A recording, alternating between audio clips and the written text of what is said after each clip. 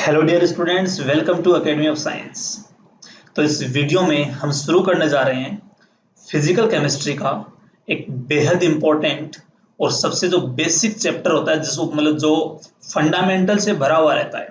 मतलब सारे के सारे जो फंडामेंटल्स होते हैं फिजिकल केमिस्ट्री में कैलकुलेशंस की, वो हम यहाँ पर इसमें पढ़ने वाले हैं।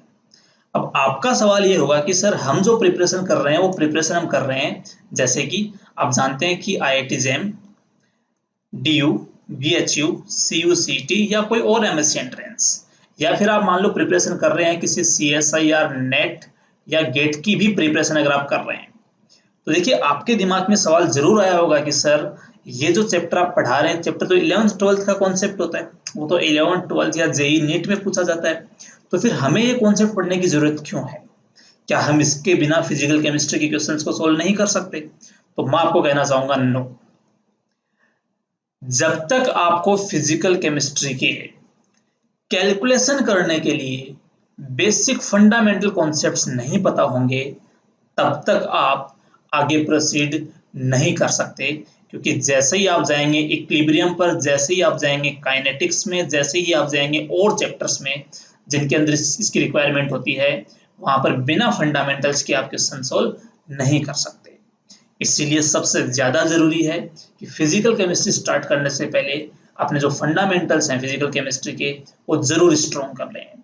तो आइए शुरू करते हैं फिजिकल केमिस्ट्री के फंडामेंटल कॉन्सेप्ट्स को, और इस कॉन्सेप्ट को ढंग से समझने के लिए वीडियो पूरा देखें और साथ साथ कॉपी और पेन लेके नोट्स जरूर बनाएं। क्योंकि जो क्वेश्चंस आपको प्रैक्टिस के लिए दिए जाएंगे, उनको प्रैक्टिस करें, तभी आप आगे सीखेंगे। सिर्फ पढ़ने से आपके कॉन्सेप्ट क्लियर नहीं होंगे, आपको क्वेश्चंस मिलेंगे प्रैक्टिस के लिए, उनको प्रैक्टिस जरूर करें।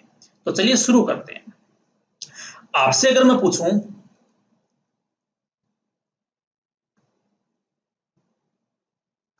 कि साइंस में, जो साइंस हम पढ़ रहे हैं, इस साइंस के अंदर हम मेनली पढ़ते क्या है, तो आप सिंपली एक लाइन में इसका आंसर दे सकते हैं कि सर, इसमें हम पढ़ रहे हैं मैटर के बारे में, about matter and energy associated with that matter.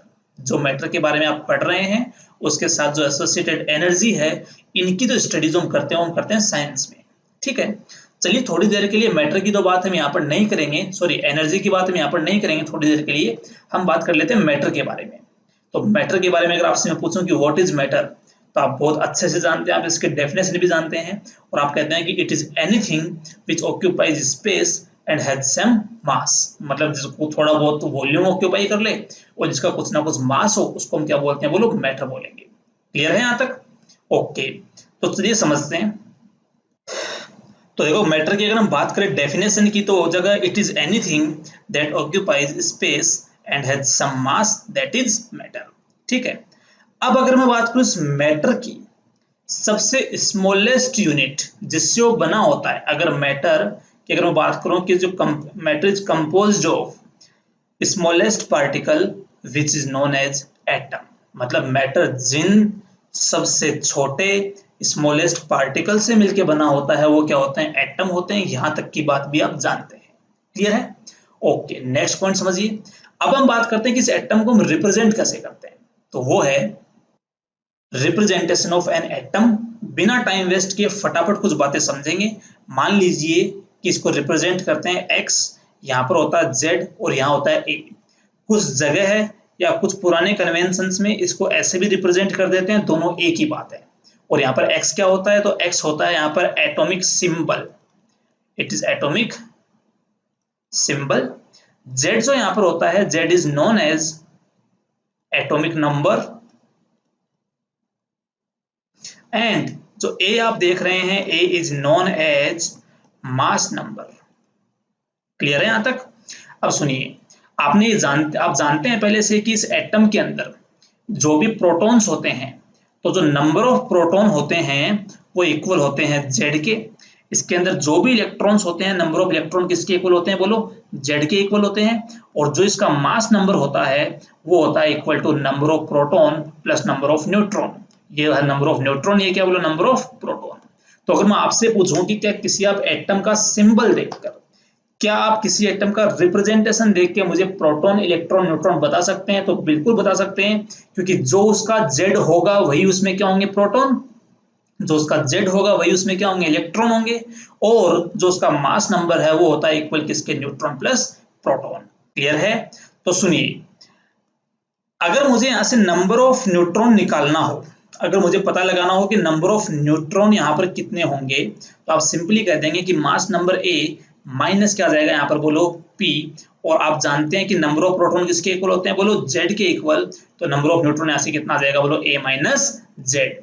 तो आप इस फॉर्मूले की हेल्प से नंबर ऑफ न्यूट्रॉन कैलकुलेट कर सकते हैं। ठीक है, चलिए अब बात करते हैं अगले पॉइंट की। देखो यहां मैं लिख रहा हूं इलेक्ट्रॉन, यहां बात करेंगे हम प्रोटॉन के बारे में, यहां बात करेंगे न्यूट्रॉन के बारे में, और यहां मैं बात कर रहा हूं उस इलेक्ट्रॉन के मास की, और यहां मैं बात कर रहा हूं इलेक्ट्रॉन पर मौजूद चार्ज की। ठीक है, तो चलिए शुरू करते हैं। इलेक्ट्रॉन का जो मास होता है वो होता है 9.1 इंटू 10⁻⁻31 किलोग्राम। प्रोटॉन का जो मास होता है वो होता है 1.67 इंटू 10⁻27 किलोग्राम, और न्यूट्रॉन का जो मास होता है वो भी लगभग कितना होता है, 1.67 इंटू 10⁻27 किलोग्राम। क्लियर है? अगर मैं चार्ज की बात करूं तो इलेक्ट्रॉन पे चार्ज होता है नेगेटिव, प्रोटॉन पे चार्ज होता है पॉजिटिव, एंड न्यूट्रॉन आप जानते हैं कैसा होता है, बोलो ये होता है न्यूट्रल। ठीक है, मतलब इस पे चार्ज कितना होता है, जीरो।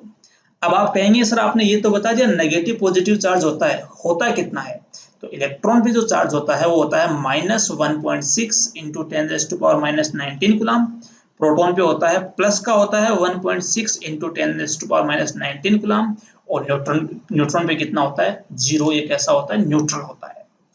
अब आप एक पॉइंट समझिए यहां से, आप अगर ध्यान से देख रहे हैं तो आपको ऐसा लग रहा होगा कि मास ऑफ प्रोटॉन, जो प्रोटॉन का मास है, it is almost equal to mass of neutron.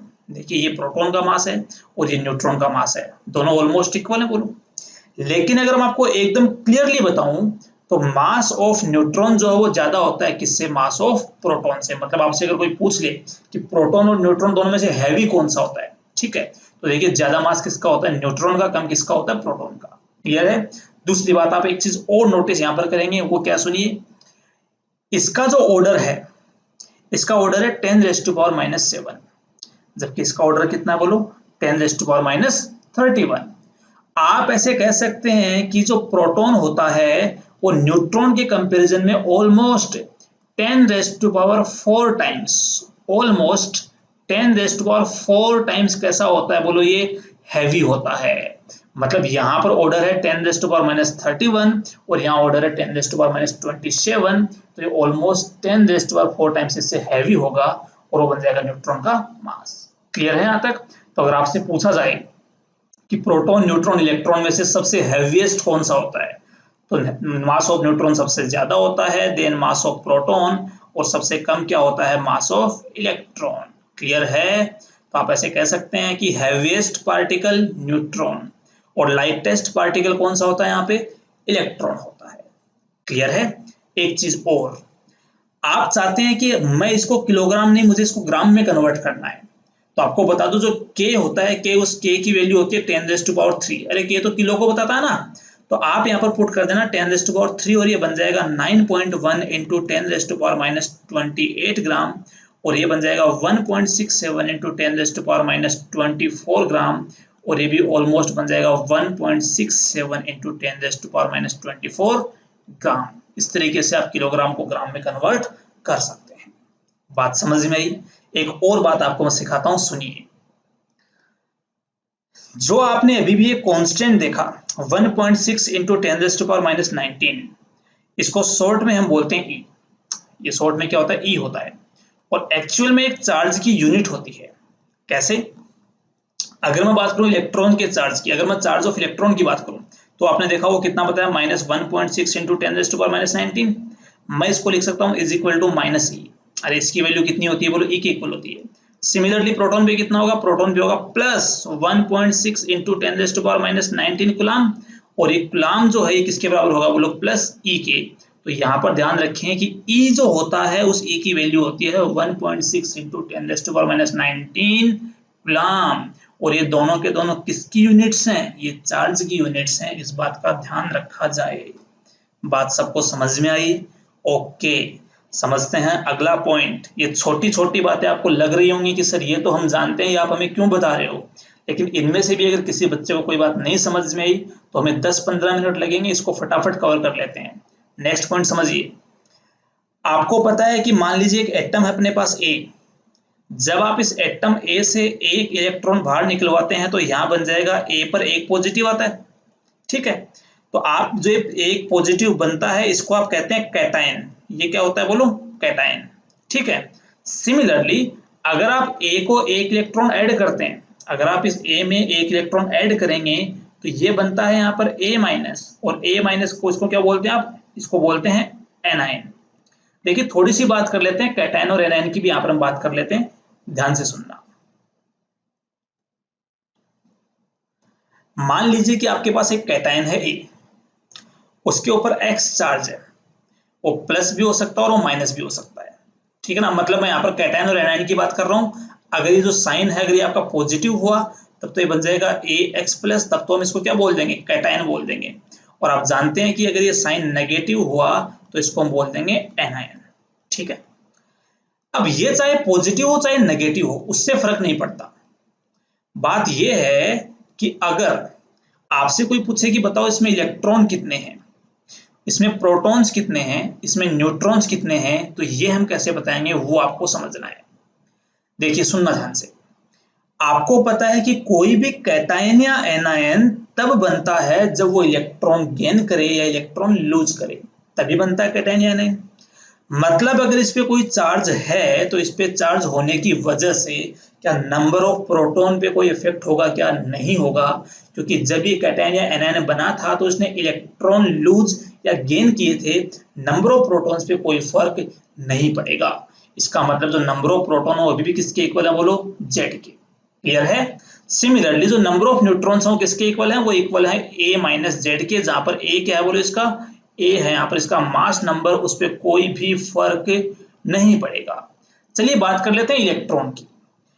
अगर Z इसका एटॉमिक नंबर है तो इसके जो नंबर ऑफ इलेक्ट्रॉन हैं वो बन जाएंगे यहाँ पर Z माइनस प्लस एक्स। क्या बनेंगे यहाँ पर? Z minus plus x. अब आप कहेंगे सर इस माइनस प्लस का क्या मतलब है, इसको क्या मतलब है? तो अगर वो कैटायन है तो उसके जो इलेक्ट्रॉन है वो बन जाएंगे Z माइनस एक्स, और अगर वो एनायन है तो उसके इलेक्ट्रॉन क्या बन जाएंगे? Z प्लस एक्स से, क्योंकि आपको पता है एनायन तब बनेगा जब वो इलेक्ट्रॉन एक्सेप्ट करता है और कैटायन तब बनेगा जब वो इलेक्ट्रॉन लूज करता है। तो आप इस तरीके से number of electron, number of proton और नंबर ऑफ न्यूट्रॉन्स कैलकुलेट कर सकते हैं। क्लियर है? अब मैं बात कर रहा हूं चार्ज ऑन आयन। उस आयन पे चार्ज कितना होगा मैं उसकी बात कर रहा हूं, तो ध्यान से सुनिएगा।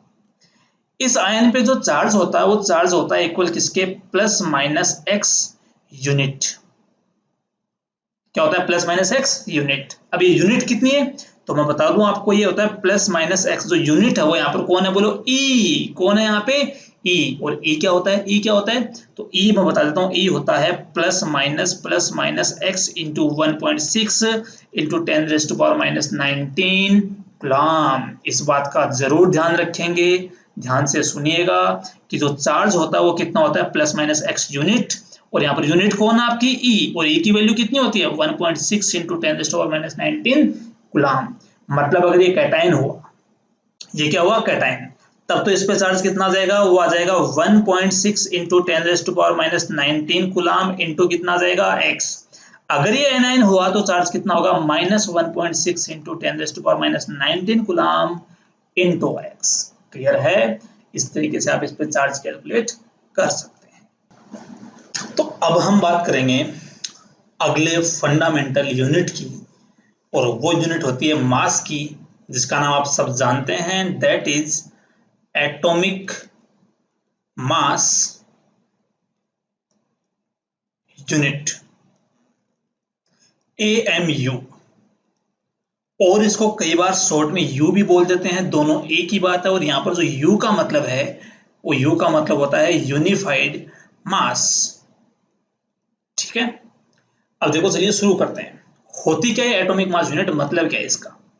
देखिए एटॉमिक मास यूनिट या फिर शॉर्ट में आप इसको बोलते हैं AMU। इसका मतलब है कि मास ऑफ कार्बन 12, ठीक है, मास of one atom of carbon 12 upon 12, simple. मतलब एएमयू का मतलब है कि कार्बन 12 का जो एक एटम है, मास ऑफ C12 एटम का जो 12th पार्ट है वही क्या होता है, बोलो एएमयू।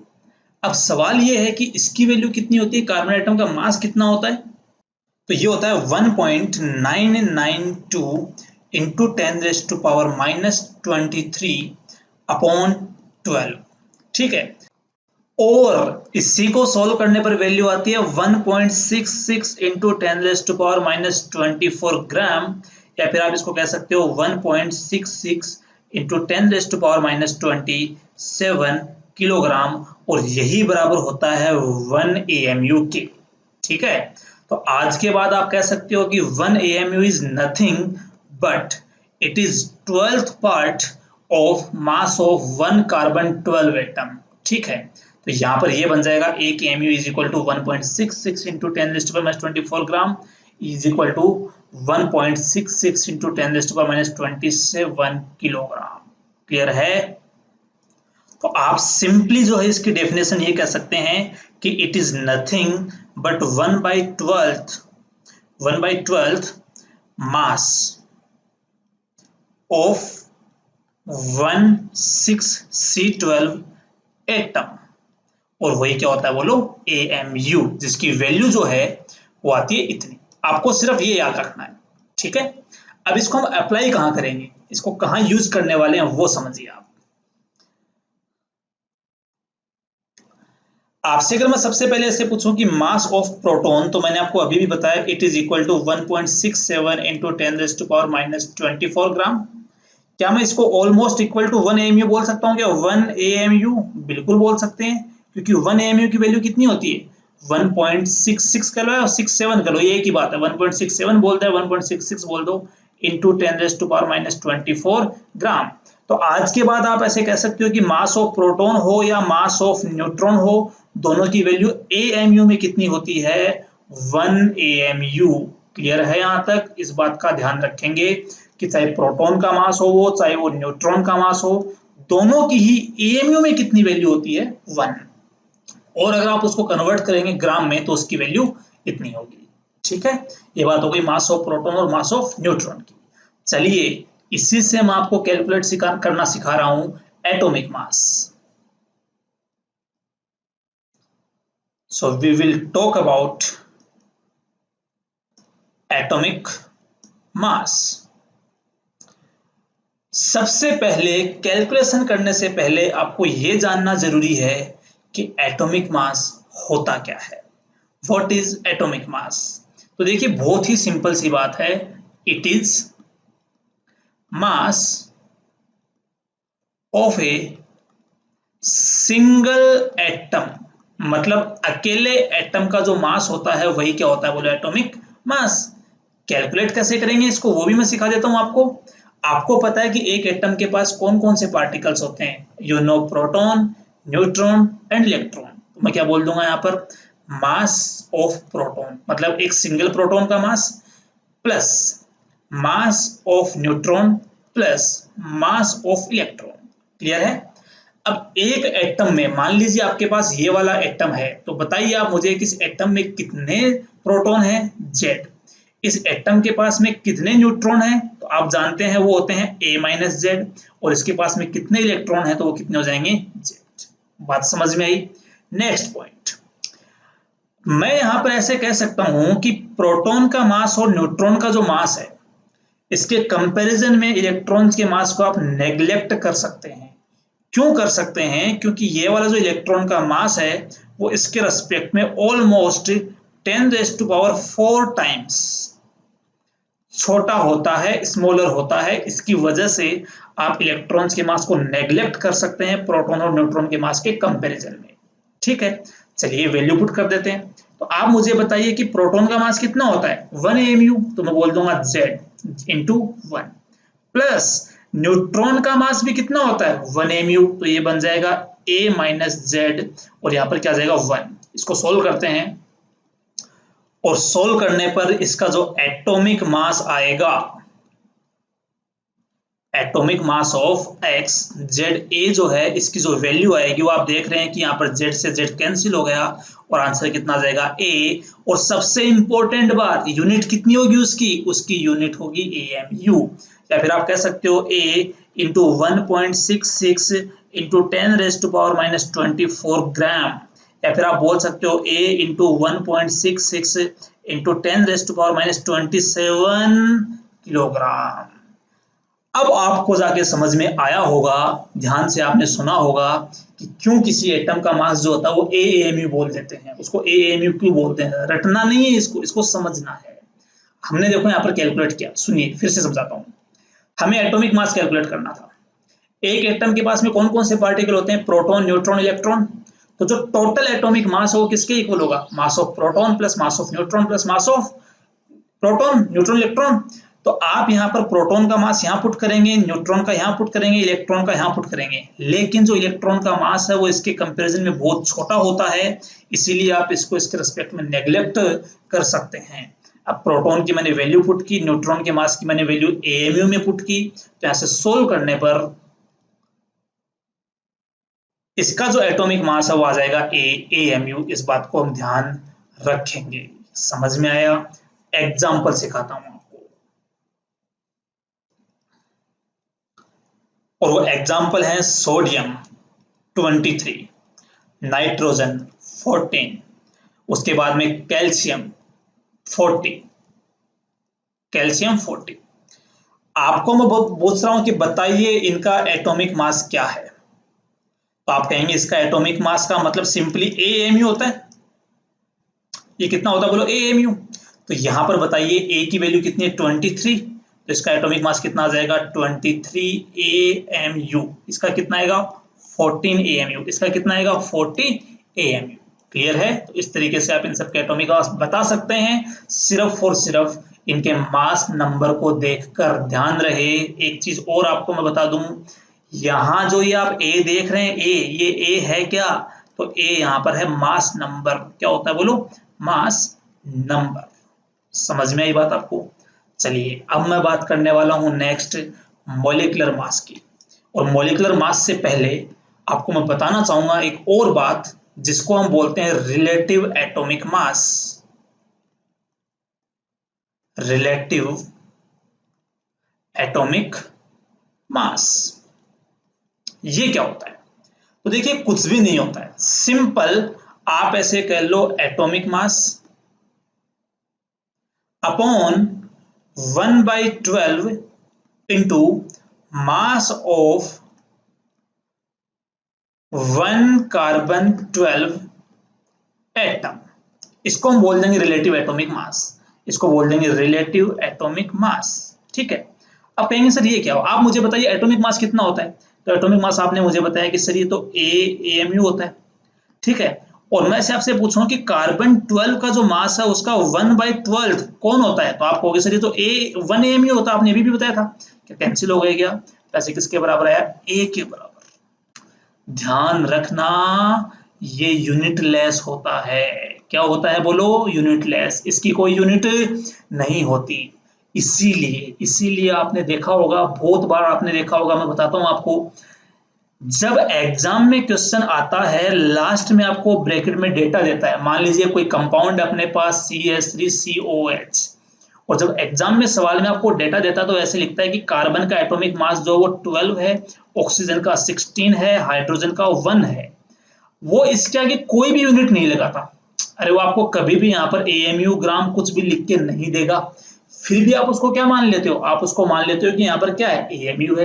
क्यों मानते हो मैं बताता हूँ। दरअसल जब भी आपको सवाल में डेटा दिया हुआ होता है, वहां पर जो ये जो आपको 12, 16 और 1 लिखे होते हैं, ये सारे के सारे उसके रिलेटिव एटॉमिक मास होते हैं। इसीलिए इसी वजह से वो कोई यूनिट वहां पर नहीं देता। मतलब सुनिए, मतलब समझिए। अगर मैं बात करूं हाइड्रोजन की, ऑक्सीजन 16 की, ठीक है, H2 लिख रहा हूं, ड्यूटेरियम की बात कर लेते हैं, या फिर मान लीजिए मैं बात कर लेता हूं यहाँ पर नाइट्रोजन 14 की। मैं आपसे पूछूं कि बताओ इनके एटॉमिक मास कितने हैं, तो आप कह देंगे सर इसका 2 एएमयू है। अरे इसकी यूनिट होती है। आप कहेंगे सर 16 एएमयू है, इसका कितना है, 14 एएमयू है। आपसे मैं पूछूं कि बताइए इनके रिलेटिव एटॉमिक मास कितने हैं, तो आप कहेंगे सर यूनिट लेस होता है, तो इसका आंसर कितना आएगा 2, इसका कितना आएगा 16, इसका कितना आएगा 14। बात आपको समझ में आ गई होगी कि कौन सा रिलेटिव एटॉमिक मास होता है और कौन सा एटॉमिक मास होता है। तो अब मैं आपको बता रहा हूं इससे पर एक न्यूमेरिकल, और वो समझिए। इस न्यूमेरिकल से आपको ये समझ में आ जाएगा कि जो ये AMU जिसकी आप बात कर रहे हैं इसका मतलब क्या है, क्यों हमें इस AMU की जरूरत पड़ी, वो मैं आपको बता रहा हूं। ये कह रहा है if one AMU would have been defined as 1/5 into mass of carbon 12, ठीक है। इसने बोला कि जो एक AMU है अगर इसको कुछ इस तरीके से डिफाइन किया गया होता कि एक कार्बन 12th एटम के 5th पार्ट के मास के इक्वल है ना, then find the atomic mass of an atom in above scale, above AMU scale। सुनिए, बात ध्यान से समझिए। ये कह रहा है कि जो पहले पहले मतलब ओल्ड मेथड से हम क्या करते थे कि ओल्ड मेथड से हम कहते थे कि AMU जो है ना वो 1/12 पार्ट है किसका, बोलो कार्बन 12 के मास का। अब ये कहता है कि न्यू स्केल पर, जो न्यू स्केल है उस पर अगर AMU को ऐसा डिफाइन करना शुरू कर दें कि 1/5 इंटू कार्बन 12, जो आपने जो 12वां हिस्सा किया था ना इसका, जो 12th पार्ट किया था उसकी जगह आप इसका 5वां हिस्सा लेना शुरू कर दें, अगर आप इसका 5th पार्ट लेना शुरू कर दें, तो पूछ रहा है कि इस केस में नाइट्रोजन का मास क्या होगा इस नए वाले स्केल में। ये सवाल आपसे पूछा गया है, ठीक है। तो जरा समझिए, मैं समझाता हूं कि इसका मान क्या होगा, वो सुनिए। तो मुझे एक बात बताओ कि नाइट्रोजन का मास ओल्ड स्केल में कितना होता था। तो नाइट्रोजन का जो मास है वो ओल्ड स्केल में होता था, नाइट्रोजन का मास ओल्ड स्केल में हुआ करता था AMU के बराबर, जहां पर नाइट्रोजन के लिए A की वैल्यू कितनी है 14, तो वो होता था 14 AMU के इक्वल। अब अगर मैं यहां से इस AMU की वैल्यू पुट करूं तो क्या इस AMU की वैल्यू ये आएगी कि 14 इंटू 1/12 इंटू कार्बन 12 का मास, बिल्कुल आएगी। क्या मैं इसको ऐसे लिख सकता हूं कि 14/12 इंटू 5 अपॉन 5, देखो मैंने इसको ऊपर नीचे 5 से मल्टीप्लाई कर दिया, कोई फर्क नहीं पड़ेगा, इंटू कितना बन जाएगा कार्बन 12। इसको जब आप सोल्व करेंगे तो सोल्व करने पर, तो इसको जब आप ध्यान से देखेंगे तो आपको पता चलेगा कि ये जो कार्बन 12/5 है यही तो आपका नया AMU है। एक काम करता हूं, इसको AMU डैश बोल देता हूं, ये क्या बन जाएगा AMU डैश। तो मैं इसकी जगह ऐसे पुट कर सकता हूं कि 14 इंटू 5/12, और इसकी जो यूनिट है वो यूनिट अब क्या बन जाएगी, बोलो। आप इसको न्यू AMU कह दो या आप इसको AMU डैश कह दो। इसको सोल्व करने पर इसकी वैल्यू यहां से आएगी, क्या जाएगी 35/6 AMU डैश। क्लियर है सबको यहां तक। अब ये सवाल समझिए, कॉन्सेप्ट आप समझिए, ध्यान से जानिए इसके बारे में। सवाल ये था कि पहले एक AMU को डिफाइन करते थे कार्बन 12 का 12th पार्ट, अगर उसी एक AMU को आजकल कार्बन 12 के 5th पार्ट की फॉर्म में डिफाइन करना शुरू कर दें तो हमें नाइट्रोजन एटम का बताना है एटॉमिक मास, वो भी न्यू स्केल में। देखो बोला हुआ इन अबव AMU स्केल। तो आप एक काम कीजिए कि नाइट्रोजन का जो एटॉमिक मास है ना वो आप लिख लीजिए ओल्ड स्केल पर। ये किसमें, बोलो ओल्ड स्केल में, जो किसके बराबर होता है AMU के बराबर। तो ऐसे कितना हो जाएगा 14 AMU। अब देखो मुझे इस AMU को कन्वर्ट करना है किसमें, मुझे इसको कन्वर्ट करना है AMU डैश में। तो मैंने इसकी वैल्यू रखी यहाँ पर, वो कितनी आएगी 1/12 इंटू C12 का मास। जब आप इसको ऊपर नीचे 5 से मल्टीप्लाई करेंगे कोई फर्क नहीं पड़ेगा, लेकिन ऐसी स्थिति में आप ये देख रहे हैं कि कार्बन 12/5 कितना बन जाएगा न्यू AMU डैश, जिसको सोल्व करने पर इसकी वैल्यू कितनी आएगी यहाँ से 35/6। क्लियर है यहाँ तक, ठीक है। अब एक मेरा सवाल आपसे है, चाहे आप ओल्ड AMU स्केल ले लीजिए चाहे आप न्यू AMU स्केल ले लीजिए, स्केल चाहे ओल्ड हो चाहे न्यू हो, यहां पर जो नाइट्रोजन का मास हुआ करता था वो 14 AMU होता था, और यहां पर आया 35/6 AMU डैश, जो न्यू स्केल है। आपको ऐसा लग रहा होगा कि इन दोनों की जो न्यूमेरिकल वैल्यूज हैं वो डिफरेंट है, वो आपको अलग अलग लग रही है, लेकिन क्या सच में ऐसा है कि स्केल चेंज करने से नाइट्रोजन का एटॉमिक मास चेंज हो जाएगा? क्या सच में ऐसा होगा कि जो नाइट्रोजन पहले जिसका एटॉमिक मास यहाँ पर 14 AMU हुआ करता था, अब उसका एटॉमिक मास जो 35/6 के इक्वल हो जाएगा?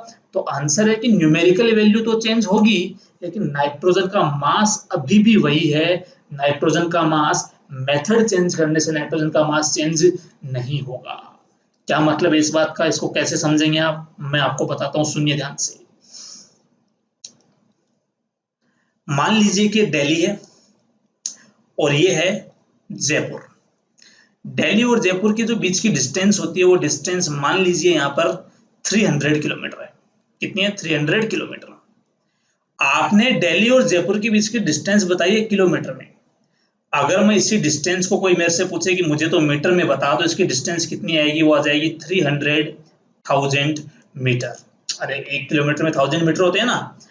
तो जैसे ही आपने यूनिट चेंज की, पहले यूनिट कौन थी? किलोमीटर, अब यूनिट कौन है बोलो? मीटर। तो देखिए यूनिट चेंज करने से जो डिस्टेंस है उसकी न्यूमेरिकल वैल्यू तो चेंज हो जाएगी, लेकिन क्या इसका मतलब ये है क्या कि जब तुम किलोमीटर में मेजर कर रहे थे तब तक तो दिल्ली और जयपुर पास पास थे, और जैसे तुमने मीटर में मेजरमेंट करना शुरू किया, दिल्ली और जयपुर दूर दूर हो गए, दोनों के बीच की डिस्टेंस 3 लाख हो गई।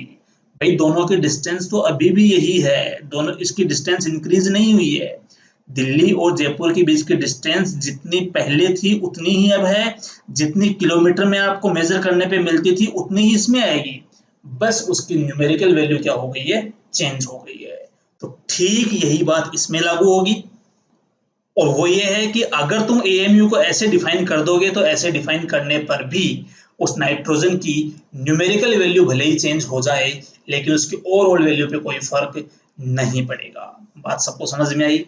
तो ये था इस पे अपना सवाल। चलिए देखते हैं अगला टॉपिक, अगला कॉन्सेप्ट, समझिए ध्यान से। और ये है अपना नेक्स्ट टॉपिक, और वो होता है मोलिकुलर मास। मतलब क्या है इसका? तो सिंपल सा मतलब है मास ऑफ वन मॉलिक्यूल। जिस मॉलिक्यूल के बारे में बात कर रहा है उसके एक मॉलिक्यूल का जो मास होता है वो क्या होता है? Molecular mass. और इसका मतलब क्या है? तो it is sum of atomic mass of all atoms present in that molecule. जैसे मान लीजिए अगर मैं H2O की बात करूं, तो H2O का मोलिकुलर मास किसके इक्वल होगा? ये हो जाएगा 2 into atomic mass of hydrogen plus 1 into atomic mass of oxygen. तो हाइड्रोजन का एटोमिक मास कितना हो जाएगा बोलो? 1 इंटू 2। ऑक्सीजन का एटॉमिक मास कितना होता है? 16 इंटू 1। तो सोल्व करने पर यहाँ से कितना बन जाएगा? 18। यूनिट क्या होगी? यूनिट इसकी हो जाएगी AMU। समझ में आ गया? और अगर आप इसी में कैलकुलेट करना चाह रहे हैं रिलेटिव मोलिकुलर मास, तो H2O के लिए वही रिलेटिव मोलिकुलर मास कितना बन जाएगा? 18, क्योंकि आपको पता है AMU किससे कैंसिल हो जाएगा? AMU से। अरे याद है, जैसे रिलेटिव एटॉमिक मास होता है वैसे ही होता है रिलेटिव मोलिकुलर मास, और वो भी क्या हो जाएगा? जिसमें यूनिट लेस होता है। तो H2O का जो रिलेटिव मोलिकुलर मास वो कितना है बोलो? 18 है। क्लियर है यहाँ तक? और जो H2O का मोलिकुलर मास है वो हो जाएगा 18 AMU। ये बात थी मोलिकुलर मास की। तो सिंपली आपको क्या ध्यान रखना है बिना कंफ्यूज हुए? एटॉमिक मास मतलब एक एटम का मास, मोलिकुलर मास का मतलब एक मॉलिक्यूल का मास। आपको सिर्फ इतना सा ध्यान रखना है। चलिए बात करते हैं अगले न्यूमेरिकल की। ये समझते हैं, इसको समझिए ध्यान से। सवाल में बोला गया है, सवाल कह रहा है कि find the number of atoms in 12 gram of C12। आपको यह पता लगाना है कि C12 के 12 ग्राम में कितने एटम हैं। तो एक बात बताइए, क्या मैं इसका पता ऐसे लगा सकता हूं कि it is equal to given mass upon mass of one atom of C12 is equal to क्या जाएगा? यहां से बोलो, यहां से इक्वल टू जाएगा number of atom, number of carbon 12 atom.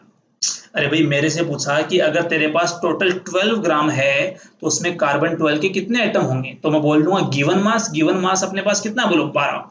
तो गिवन मास हो जाएगा 12 अपॉन एक कार्बन 12 का कितना मास होता है? तो अभी भी मैंने आपको बताया था, और उसकी वैल्यू होती है इक्वल टू 1.992 इंटू 10⁻⁻23। ठीक है, ये यहाँ पर ग्राम में है, ये भी किस में होता है, ग्राम में होता है। ग्राम से ग्राम क्या हो जाएगा, कैंसिल, और सोल्व करने पर इसकी वैल्यू आएगी 6.023 इंटू 10⁻23। आपको ये वैल्यू कुछ सुनी सुनी लग रही है, आपने इसके बारे में सुना है पहले भी। इसी वैल्यू को जो आप देख रहे हैं, जिसकी वैल्यू निकल के आई है 6.023 इंटू 10⁻23, इसी वैल्यू को हम कहते हैं एवोगैड्रो नंबर। एवोगैड्रो नंबर, जिसको लिखते किससे हैं, नंबर के लिए हम यूज करेंगे यहाँ पर कैपिटल एन, एवोगैड्रो के लिए यूज करेंगे हम कैपिटल ए, और इसको रिप्रेजेंट करते हैं इससे। यही वो नंबर होता है क्या, 6.023 इंटू 10⁻23। आया कहां से, तो इसको सोल्व करने पर आता है। समझ में आया क्या? अच्छा, कैसे निकाला, ये है क्या चीज, तो मैं फिर से बता रहा हूं। ये बता रहा है find the number of atoms in 12 gram of C12। इसको सोल्व करने पर जो नंबर ऑफ एटम्स आएंगे वो किसके बराबर आते हैं, बोलो, वो एवोगैड्रो नंबर के इक्वल आते हैं। बात आपको यहां तक समझ में आ गई होगी कि एवोगैड्रो नंबर कैसे कैलकुलेट करते हैं। क्लियर है? अच्छा, अब आपको एक डाउट और आया होगा कि सर जो आप ये बार बार इसका मास यूज कर रहे हैं ना, ये वाला कि कार्बन 12 का मास इतना होता है, ये आप लाए कहां से? आपको क्या पता कि कार्बन 12 का मास इतना ही होता है, इससे कम ज्यादा नहीं होता? तो मैं आपको बता दूं कि आपको याद रखने की जरूरत नहीं है। ये न्यूमेरिकल डेटा है और ये फिक्स है कि कार्बन 12 का मास इतना होता है। मुझे याद है इसलिए मैं आपको बता रहा हूँ, आपको इसको याद रखने की जरूरत नहीं है। ठीक है, कहीं कोई आपसे नहीं पूछेगा कितना होता है, बस सिर्फ न्यूमेरिकल्स में काम आता है। ठीक है, तो मास से रिलेटेड बातें करने के बाद अब हम बात करेंगे मोल के बारे में। ठीक है, जिसके बारे में सबसे ज्यादा पढ़ा जाता है, उस टॉपिक के बारे में, और वो है मोल। देखिए, मोल को अगर मैं एक सिंपल से वर्ड में अगर मैं डिफाइन करूं, तो मोल is nothing but it is just a collection. It is just a collection. किस चीज का कलेक्शन है ये? तो ये लिखा हुआ है डेफिनेशन में। इसमें देखो आपको बताया हुआ है कि it is the amount of a substance which contains as many particles as these are in 12 gram of C12। ठीक है, अभी पार्टिकल्स कौन कौन से हो सकते हैं? तो पार्टिकल्स हो सकते हैं आयंस, वो हो सकते हैं एटम्स, वो हो सकते हैं मॉलिक्यूल्स। ठीक है, मतलब इन तीनों में से किसी भी टाइप के, कोई और टाइप के पार्टिकल्स मौजूद हो सकते हैं। लेकिन जितने भी कलेक्शन में, जितने भी पोर्शन में, मतलब इतने अगर पार्टिकल्स मौजूद हैं, तो उस कलेक्शन को हम क्या कह देंगे? मोल।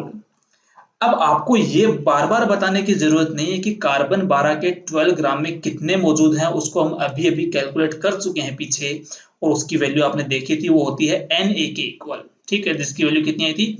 6.023 इंटू 10⁻23। इसका मतलब मैं यूं कह दूं कि जहां पर भी इस नंबर के इक्वल एंटिटीज मौजूद होंगी, इस नंबर के इक्वल पार्टिकल्स मौजूद होंगे, वो क्या बन जाएगा? अपना एक मोल। क्लियर है यहां तक? आप इसको कुछ ऐसे समझ सकते हैं, जैसे मान लीजिए अगर मैं कहीं पर ऐसे ऐसे बोलूं, मगर वर्ड यूज करूं कपल, तो कपल वर्ड यूज करते आप समझ जाएंगे कि दो जो चीजें हैं, उसमें जो थिंग्स है, नंबर ऑफ थिंग्स है वहां पर, वो कितनी है? दो। अगर मैं वर्ड यूज करता हूं पेयर, तो पेयर का मतलब आप समझ जाएंगे कि वहां पर दो का कलेक्शन है। ठीक है, अगर ऐसे में वर्ड यूज करता हूं डोजन, तो डोजन वर्ड यूज करते आप समझ जाएंगे कि वहां पर कितने का कलेक्शन है? बोलो, 12 का। सिमिलरली अगर मैं वर्ड यूज करता हूं मोल, तो समझ जाना वहां पर कितनी एंटिटीज का कलेक्शन है? Na एंटिटीज का। और Na एंटिटीज से मेरा मतलब है, यहां पर अगर इसको नंबर में कन्वर्ट करूं, तो नंबर होता है इसके इक्वल। क्लियर है? अब आप मुझे एक बात बताइए, सिंपल सी बात आप मुझे बताइए, अगर मैं आपको ऐसे कहूं कि मेरे पास 1 डोजन बनानाज हैं, तो नंबर ऑफ बनाना कितने हो गए? 12।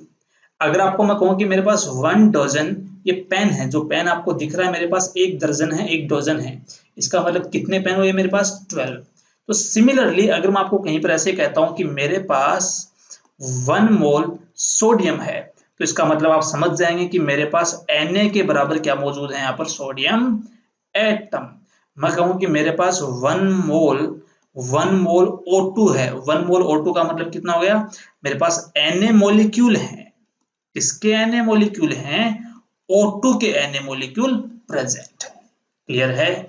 तो आप यहां तक जरूर समझ गए होंगे कि 1 mole is nothing but it is just a collection of anythings. It is just a collection of anythings. Clear है यहां तक? चलिए, इस पर मैं आपको एक न्यूमेरिकल करके बता रहा हूं और उस न्यूमेरिकल में अब तक पढ़ाई हुई सारी की सारी बातें हम कैलकुलेट करना सीखेंगे और ये बहुत ही सिंपल सी चीज है, तो जरा समझ लें इसको। और वो है ये, अगर मैं आपसे ऐसे पूछूं, सिंपली समझना ध्यान से, अगर मैं आपसे ऐसे पूछूं कि आपके पास एक मॉलिक्यूल है किसका, C6H12O6 का, तो बताइए एक मॉलिक्यूल के अंदर नंबर ऑफ कार्बन एटम कितने हैं, नंबर ऑफ हाइड्रोजन एटम्स कितने हैं, नंबर ऑफ ऑक्सीजन एटम्स कितने हैं, टोटल नंबर ऑफ एटम्स उसमें कितने हैं एक मॉलिक्यूल में, टोटल नंबर ऑफ इलेक्ट्रॉन्स कितने हैं उस मॉलिक्यूल के अंदर, टोटल नंबर ऑफ प्रोटॉन कितने हैं उस मॉलिक्यूल में, टोटल नंबर ऑफ न्यूट्रॉन कितने हैं। ये सारे सवाल अगर मैं आपसे पूछूं इस मॉलिक्यूल के बारे में, तो इसके आंसर समझना। आपसे अगर पूछा जाए कि बताओ इसमें टोटल कितने कार्बन है, तो आप देख रहे हैं कि सर यहाँ पर 6 कार्बन है, टोटल कितना हो जाएगा 6। अगर मैं बात करता हूँ H की, तो यहाँ पर कितने हाइड्रोजन है 12, तो यहाँ आ जाएगा 12। ऑक्सीजन कितने एक मॉलिक्यूल में 6, तो कितना आ जाएगा यहाँ पर 6। Total number of atoms 12 plus 6 18, 18 plus 6 कितना हो जाएगा यहाँ पे 24। अब बात कर लेते हैं इलेक्ट्रॉन की। टोटल इलेक्ट्रॉन काउंट करने हैं, बहुत ही आसान है। एक कार्बन में कितने electron 6, total number of carbon 6, plus एक हाइड्रोजन में कितने electron 1, total number of H 12, plus एक ऑक्सीजन में कितने इलेक्ट्रॉन 8 और टोटल नंबर ऑफ ऑक्सीजन कितने यहाँ पर 6।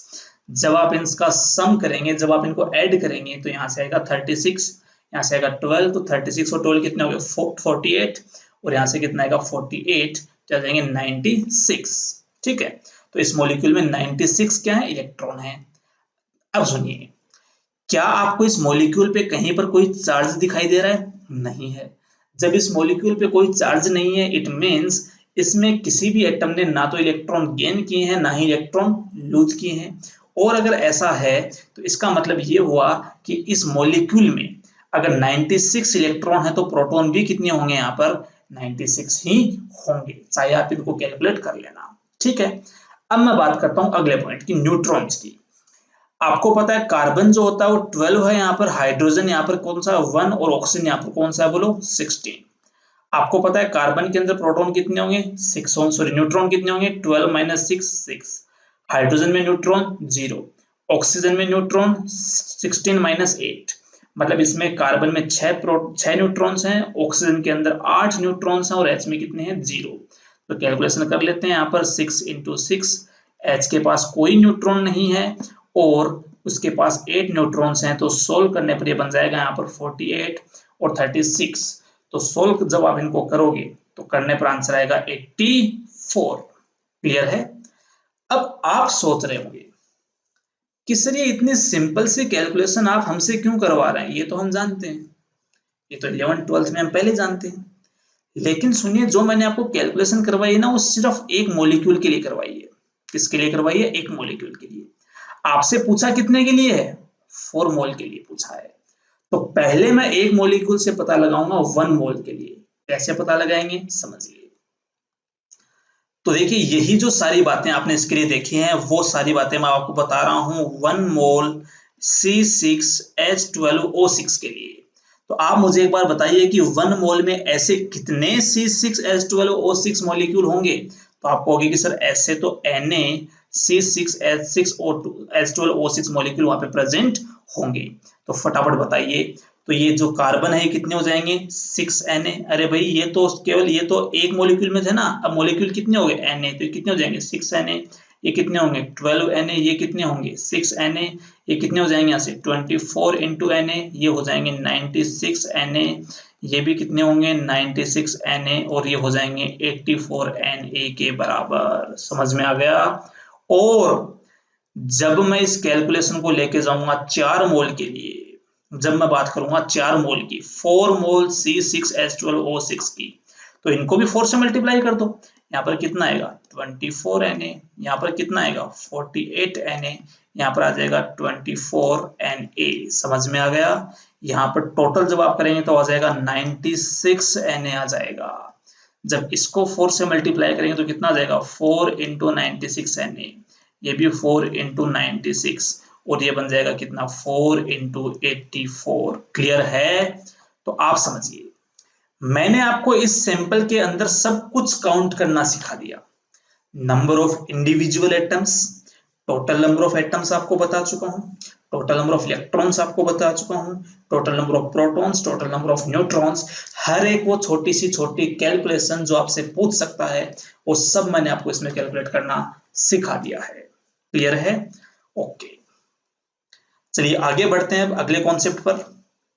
इतना जानने के बाद अब मोल से आगे हम बढ़ रहे हैं और मैं आपको पढ़ाने जा रहा हूं एक नए वर्ड के बारे में जो बहुत जगह आपके सामने आएगा और वो वर्ड है मोलर।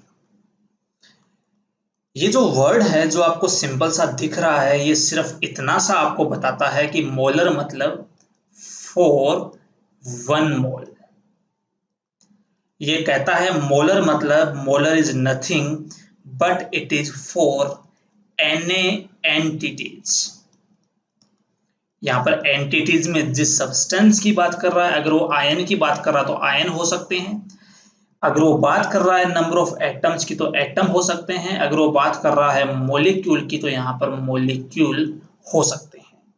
बस मोलर का सिर्फ इतना सा मतलब होता है और इसके अलावा उसका कोई मतलब नहीं होता है। कैसे? मैं समझाता हूं, ध्यान से समझिए। अगर आपको कहीं पर ऐसा लिखा हुआ मिल जाए कि मोलर चार्ज ऑफ इलेक्ट्रॉन, अगर कोई आपसे इसकी बात करे तो मैंने आपको बताया कि मोलर का मतलब फॉर 1 मोल, तो समझ जाना कि वो आपको बताना चाह रहा है चार्ज ऑन 1 मोल इलेक्ट्रॉन। अगर आप इलेक्ट्रॉन्स का 1 मोल लेंगे तो उस पर टोटल कितना चार्ज है वही क्या होगा उसका मोलर चार्ज। और जिसको मैं ऐसे कह सकता हूं कि चार्ज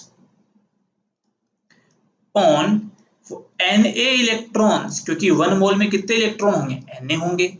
और ये कैलकुलेट करना अपने लिए बहुत ही आसान है। कैसे कैलकुलेट करेंगे समझिए जरा। तो इसको मैं कैलकुलेट कर सकता हूं कैसे, मैं बोल दूंगा Na into charge of 1 electron. एक इलेक्ट्रॉन का जो चार्ज उसको किससे मल्टीप्लाई कर देंगे? Na से। और Na की जो वैल्यू है वो आप जानते हैं कितनी होती है? 6.023 इंटू 10⁻23। और एक इलेक्ट्रॉन का चार्ज मैं आपको बता चुका हूं वो E के इक्वल होता है। अरे भाई इलेक्ट्रॉन का जो चार्ज होता है वो -E होता है, लेकिन अगर उसका मैग्नीट्यूड लूं तो सिर्फ कितना आएगा बोलो? E आएगा, यहाँ पर माइनस का साइन नहीं आएगा। और E की वैल्यू होती है 1.6 इंटू 10⁻⁻19 कूलम। ध्यान रहे मैं यहाँ पर केवल इलेक्ट्रॉन के मोलर चार्ज का मैग्नीट्यूड कैलकुलेट कर रहा हूँ। जब आप इन दोनों को कैलकुलेट करेंगे तो इसकी वैल्यू जो आएगी वो आती है ऑलमोस्ट 96,500 कूलम। मैंने बोला ऑलमोस्ट कितनी आती है? 96,500 कूलम। और अगर आपको याद हो, अगर आप में से जो बच्चे इसको जानते हैं तो इसी का नया नाम होता है जिसको हम बोलते हैं 1 फैराडे। क्या बोलेंगे इसको? 1 फैराडे। तो यहां से आता है।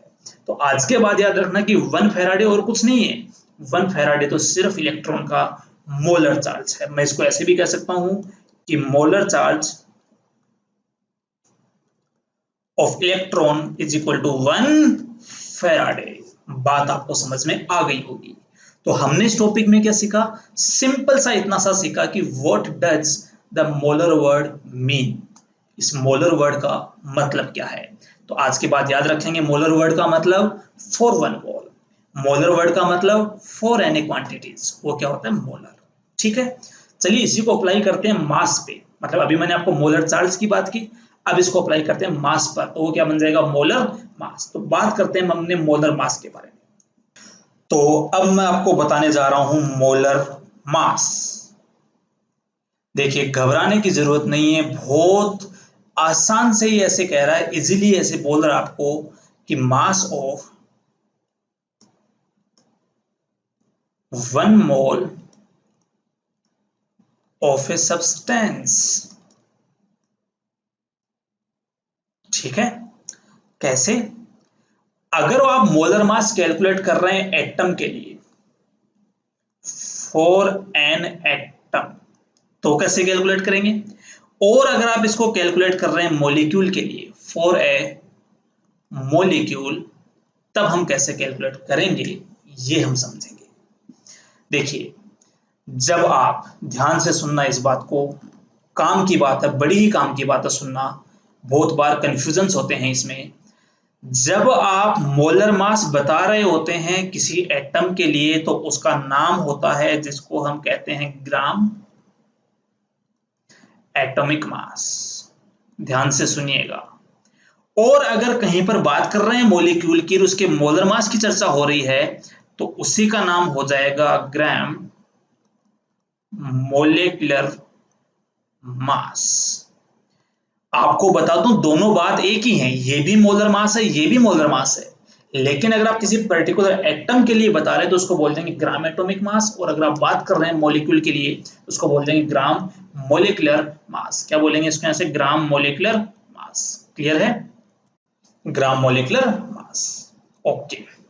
कैसे कैलकुलेट करें? तो बहुत ही आसान है, ध्यान से सुनिए। आपको निकालना है Na एटम का मास, तो मैं से कह दूंगा Na into mass of one atom. इसमें बात करूं तो इसमें बोल दूंगा Na into mass of one molecule.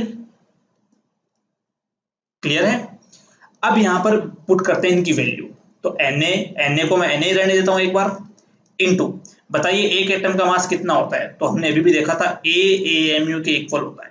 ठीक है, अब सुनिए यहां से एक बात, मुझे अब ये बताइए कि क्या मैं इसको ऐसे लिख सकता हूं कि A into AMU into Na? बिल्कुल लिख सकते हैं। चलो एक बात आपको मैं बताता हूं, ध्यान से सुनना। अगर मैं एक AMU को मल्टीप्लाई कर दूं 1 Na से, तो देखिए एक AMU की वैल्यू होती है 1.66 इंटू 10⁻⁻24 ग्राम होती है, और एक Na की जो वैल्यू होती है वो होती है 6.023 इंटू 10⁻23। क्लियर है? और जब आप इन दोनों को सोल्व करेंगे तो ये जो 1.66 आप देख रहे हैं और जो 6.023 देख रहे हैं, ये हैरानी की बात ये है कि ये दोनों मिलके 1 बना लेते हैं। कितना बनाएंगे बोलो? ये दोनों मिलके 10, सॉरी, इसका और इसका जो प्रोडक्ट हो कितना होता है बोलो? 10 होता है। और जब 10⁻⁻24 और 10⁻23 है, ये आपस में तीनों मल्टीप्लाई होंगे तो यहाँ से आंसर कितना आएगा? 1 आएगा, 1 ग्राम आएगा। कितनी कमाल की बात है, सुनिए ना, ध्यान से सुनिए। हुआ क्या कि जब भी आप कहीं पर 1 AMU को मल्टीप्लाई करेंगे 1 Na से, तो किसके इक्वल आएगा? वो 1 ग्राम के इक्वल आएगा। इसीलिए सुनना, जो आपने यहाँ पर AMU इंटू Na लिखा उसको तो मैं 1 ग्राम बोल सकता हूँ, इसका मतलब इसका आंसर कितना आ जाएगा? A ग्राम। कितना आ जाएगा? A ग्राम। ये क्या हो गया? एटम का एटॉमिक मास AMU होता है और एटम का मोलिकुलर मास 1 ग्राम होता है, मोलर मास 1 ग्राम होता है। ये क्या मतलब हुआ? मैं समझाता हूं, ध्यान से सुनिए। अगर मैं बात करता हूं सोडियम एटम की, ध्यान से समझना इस बात को, और अगर मैं आपसे पूछूं कि बता इसका एटॉमिक मास क्या है, तो सोडियम का मास नंबर, की द्रव्यमान नंबर की, उसकी मास नंबर कितना होता है? उसका 23 होता है। इसका जो मास नंबर 23 है, तो मैं बोल दूंगा सोडियम का एटॉमिक मास हो जाएगा 23 AMU, क्योंकि आप एटॉमिक मास की बात कर रहे हैं।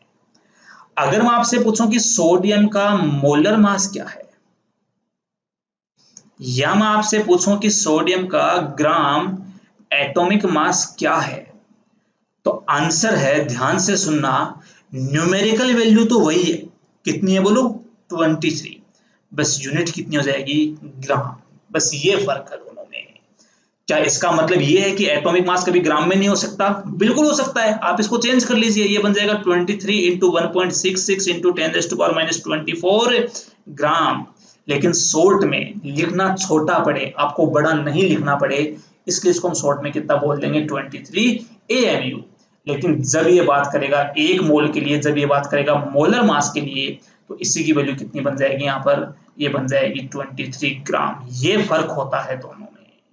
इसीलिए तो जब एटॉमिक मास की वैल्यू, जैसे आपने 23 ग्राम बोल दिया, तो ग्राम बोल दिए, समझ जाना वो किसकी बात कर रहा है, वो किसकी बात कर रहा है? वो बात कर रहा है मोलर मास की। क्लियर है? चलिए अगला पॉइंट समझते हैं। ऐसे ही जब आप मैं बात करता हूं H2O के लिए, ध्यान से सुनिए, मुझे बताइए इस H2O का मॉलिक्यूलर मास कितना है। तो आप कहेंगे सर ये तो 18 AMU है, क्योंकि मॉलिक्यूलर मास का मतलब मास of one molecule, mass of a single molecule. लेकिन आपसे मैं पूछ लूं बताइए इस H2O का मोलर मास कितना है, या आपसे मैं पूछ लूं इस H2O का ग्राम मॉलिक्यूलर मास कितना है, तो आप कहेंगे सर एक मॉलिक्यूल का मास तो कितना है 18 AMU, इंटू हमें तो Na का चाहिए यहाँ पर, अरे मोलर मास का मतलब एक मोल होता है ना, तो इंटू कितना करेंगे यहाँ पे Na, और ये तो सब जानते हैं कि AMU इंटू Na मिलकर क्या बना लेंगे 1 ग्राम, तो आंसर आ जाएगा 18 ग्राम आ जाएगा। गजब हो गया। जब तुम किसी के सिंगल एंटिटी का मास कैलकुलेट करते हो तो जो उसकी वैल्यू AMU में आती है, मोलर मास के लिए वही वैल्यू किस में आती है, यहाँ पर ग्राम में आ जाएगी। समझ में आ गई बात आपको? तो इस चीज का ध्यान रखें, ये छोटी छोटी बातें हैं जिसमें कंफ्यूजन होता है। समझ में आ गया? ओके। तो इसी तरीके से आप कह सकते हैं, मान लीजिए बात करते हैं ग्लूकोज की। ग्लूकोज का फॉर्मूला होता है C6H12O6। बताइए ग्लूकोज का जो मॉलिक्यूलर मास है, वो मॉलिक्यूलर मास कितना होगा ग्लूकोज का? तो आप कह देंगे कि इसका जो एटॉमिक मास है कार्बन का 12 इंटू 6, प्लस हाइड्रोजन के लिए 1 इंटू 12, प्लस ऑक्सीजन के लिए कितना हो जाएगा यहाँ पर 16 इंटू 6। इन सबको सोल्व करने पर हो जाएगा 180 AMU। लेकिन अगर मैं आपसे पूछूं कि बताइए इसका मोलर मास कितना है, मतलब Na मोलिक्यूल्स का मास कितना है, तो आंसर आ जाएगा सिंपली 180 ग्राम। क्लियर है? ये डिफरेंस है molar mass, molecular mass, atomic mass, gram atomic mass and gram molecular mass में। उम्मीद है आपको इन सारी चीजों के बीच में एक क्लियर कट डिफरेंस आपको यहाँ पर समझ में आया होगा, जिससे आप न्यूमेरिकल्स को और अच्छे से एक बेहतर अंडरस्टैंडिंग के साथ आप कर सकते हैं। अब चलते हैं हम अपने अगले टॉपिक की तरफ, और वो टॉपिक है calculation of number of moles, कि मोल कैसे कैलकुलेट करते हैं। जब आपको कोई सैंपल दे रखा तो सैंपल के मोल हम कैसे कैलकुलेट कर सकते हैं, वो मुझे आपको समझाना है। सुनिए ध्यान से। ओके, तो जरा समझिए बात को। मान लीजिए कि हमें एक सैंपल दिया हुआ है, एक सब्सटेंस है जिसका कोई ना कोई सैंपल हमें दे रखा है, और वो चाहता है कि हम उस सैंपल के मोल कैलकुलेट करके बताएं। ये जो सैंपल है यहाँ पर, वो सैंपल सॉलिड, लिक्विड और गैस किसी भी टाइप के सब्सटेंस का हो सकता है। अब मोल कैलकुलेट करने के लिए अगर आपको दे रखा है उसका मास दे रखा है, अगर आप उसका वेट दे रखा है, अगर आपको उसका वेट दे रखा है या फिर उसका मास दे रखा है, या हो सकता है कि आपको उसमें दे रखे हो नंबर ऑफ पार्टिकल्स, ठीक है, वो आपको दे रखे हो। तो देखिए अगर आपको उस केस में, जब वो सॉलिड, लिक्विड या गैस कोई भी दे रखा है तीनों में से, तो उस केस में अगर आपको उसका वेट दे रखा है, तो हम बोलते हैं कि given weight W upon molar mass M is equal to होता है नंबर ऑफ मोल्स। क्लियर है यहाँ तक? और यहाँ पर जो आपका W है, W किसको बता रहा है? W बता रहा है गिवन वेट को, और M बन जाएगा यहाँ पर उसका मोलर मास, ठीक है, और N बता देगा आपको वैल्यू ऑफ मोल्स। क्लियर है? अगर आपको नंबर ऑफ पार्टिकल्स दे रखे हैं, तो मान लीजिए नंबर ऑफ पार्टिकल्स जो आपको दे रखे हैं वो है n। कितने दे रखे हैं बोलो आपको? n। अगर मैं इस n को डिवाइड कर दूं एवोगैड्रो नंबर Na से, तो वो आपको बता देगा नंबर ऑफ मोल। क्लियर है यहाँ तक? तो देख, आप सवाल में देख लेना कि आपको वेट गिवन है, उसका मास दे रखा है, या फिर आपको नंबर ऑफ पार्टिकल्स दे रखे हैं। नंबर ऑफ पार्टिकल्स दे रखे हैं तो Na से डिवाइड करके मोल निकाल लेंगे, और अगर आपको वेट दे रखा है तो इससे निकाल लेंगे। क्लियर है यहाँ तक? तो ये वाला जो फॉर्मूला है, ये जो दोनों फॉर्मूले हैं, ये आप सॉलिड्स, लिक्विड्स, गैस, ये आप सबके लिए अप्लाई कर सकते हैं। क्लियर है? चलिए, लेकिन कई बार होता क्या है कुछ केसेस में, in some cases for liquids, liquids के लिए आपको क्या दिया होता है? लिक्विड्स के लिए आपको एक तो दे रखी होती है डेंसिटी, एक लिक्विड्स के लिए आपको कुछ केसेस में वॉल्यूम गिवन होता है। तो ऐसे केस में नंबर ऑफ मोल निकालने के लिए फॉर्मूला होता है वेट अपॉन मोलर मास, और आप कह सकते हैं कि जो वेट होता है उसको आप कह सकते हैं डेंसिटी इनटू वॉल्यूम अपॉन आ जाएगा मोलर मास। ये कहां से आया? तो ये आप सब अच्छे से जानते हैं कि डेंसिटी इज इक्वल टू होता है मास अपॉन वॉल्यूम। तो यहाँ से जो वेट या जो मास उसकी वैल्यू कितनी आ जाएगी? Density into volume. ये आप यहाँ पुट कर देंगे और आप यहाँ से भी मोल कैलकुलेट कर सकते हैं जनरली। हाँ, ऐसा सॉलिड्स के लिए भी हो सकता है, लेकिन जनरली आपको ऐसा लिक्विड्स के लिए क्वेश्चंस में दिया हुआ मिल सकता है। ठीक है, मैं ऐसे नहीं कह रहा कि ये मतलब सॉलिड्स के लिए अप्लाई नहीं होगा, लेकिन जनरली लिक्विड्स के लिए दिया हुआ मिल सकता है। क्लियर है यहाँ तक? तो ये था मोल कैलकुलेट करने का दूसरा तरीका। अब हम बात करते हैं गैस के लिए कि जब हमें गैस दे रखी हो तो उस केस में कैसे पता लगाएंगे। सुनिए जरा। अब हम बात करते हैं गैस के लिए, फॉर गैसेज। देखिए, गैसों के लिए इक्वेशन होती है अपने पास PV is equal to nRT, जिसको आप सब जानते हैं। This equation is known as ideal gas equation. ठीक है, आपको यहां से कैलकुलेट करने हैं नंबर ऑफ मोल्स। तो कितना हो जाएगा वो लोग? PV upon RT। ठीक है, यहां पर जो आप देख रहे हैं P, ये P होता है यहाँ पे प्रेशर ऑफ गैस। जो V आप देख रहे हैं यहाँ पर V होता है volume of gas. R is gas constant and T is temperature. Remember that it is always in Kelvin. Temperature यहाँ पर हमेशा किस में होता है? केल्विन में। और R जो है उसको हम बोलते हैं यूनिवर्सल गैस कांस्टेंट। जो प्रेशर आप देख रहे हैं इसकी वैल्यू, इसकी जो यूनिट है यहाँ पर वो ATM भी हो सकती है, वो बार भी हो सकती है, या पास्कल भी हो सकती है, एटसेट्रा। वो कोई भी यूनिट हो सकती है। क्लियर है? ठीक ऐसे ही अगर मैं बात करूं वॉल्यूम की, तो वॉल्यूम लीटर में हो सकता है, वॉल्यूम ml में हो सकता है, वॉल्यूम डेसीमीटर क्यूब में हो सकता है, वॉल्यूम मीटर क्यूब में हो सकता है, एटसेट्रा। किसी भी यूनिट में आपको वॉल्यूम मिल सकता है, और वॉल्यूम सेंटीमीटर क्यूब में भी हो सकता है। अब आपको एक कन्वर्जन ध्यान रखना है, मैं कन्वर्जन बता रहा हूं, क्वेश्चंस में काम आता है, ध्यान से सुनिएगा। 1 metre cube is equal to होता है 1000 decimetre cube. 1 decimetre cube is equal to होता है 1 लीटर। तो आप इन दोनों से ऐसे कह सकते हैं कि 1 metre cube is equal to कितना बन जाएगा? 1000 लीटर। क्लियर है? दूसरी बात, 1 सेंटीमीटर क्यूब को कई बार हम बोल देते हैं 1 सीसी भी बोल देते हैं। 1 सीसी का मतलब सेंटीमीटर क्यूब, और इसी के इक्वल क्या होता है बोलो? 1 ml। तो इस चीज का भी जरूर ध्यान रखें। तो ये कुछ वॉल्यूम के यूनिट कन्वर्जन होते हैं। बात समझ में आई यहां तक? इसी प्रकार, इसी टाइप से सुनना। इसी टाइप से जो प्रेशर होता है P, प्रेशर के लिए 1 ATM is equal to 101325 newton metre square बोल सकते हैं आप, या इसी को आप पास्कल बोल सकते हो। दोनों एक ही बात है।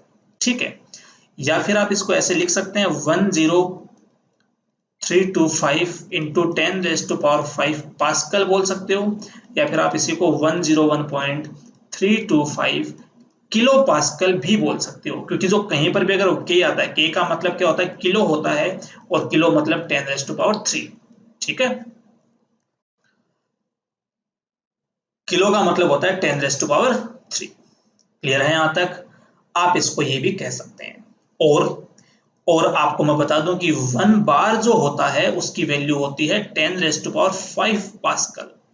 तो इन दोनों से मैं ऐसे कह सकता हूं कि from here 1 ATM is equal to 1.01325 bar.